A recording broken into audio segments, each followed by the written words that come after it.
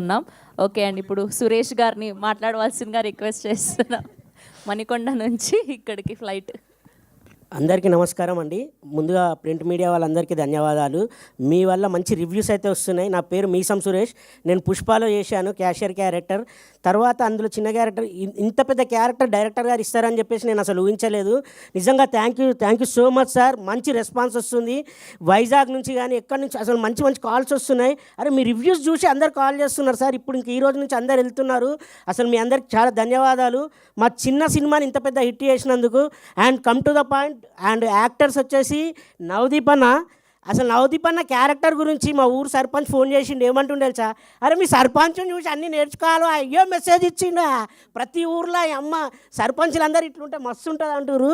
Hats off అన్న sarpanch character కానీ, తర్వాత నందు అన్న క్యారెక్టర్ కానీ, అండ్ మా రవికిషన్ అన్న క్యారెక్టర్ అసలు మామూలుగా లేదు. వీళ్ళ పేరు అంటే లవ్ స్టోరీ కానీ, చిరంజీవి గారి ఫ్యాన్గా. అండ్ ఇక మన శివాజీ సార్ గురించి ఏం చెప్పాలి, మీరే అన్నీ రాసేసారు.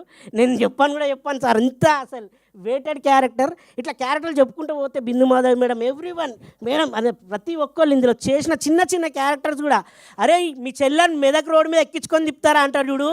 అమ్మ అంటే చెప్తున్నా, అట్లా క్యారెక్టర్లు రాసిన మా డైరెక్టర్ గారికి హ్యాట్సాప్ చెప్తున్నా. ఇట్లాంటి డైరెక్టర్లని మీరు కూడా ప్రోత్సహిస్తే మాలాంటి మంచి మంచి యాక్టర్స్ వస్తారు. అలాగే మంచి మంచి క్రూ వస్తుంది, కాస్టింగ్ వస్తుంది.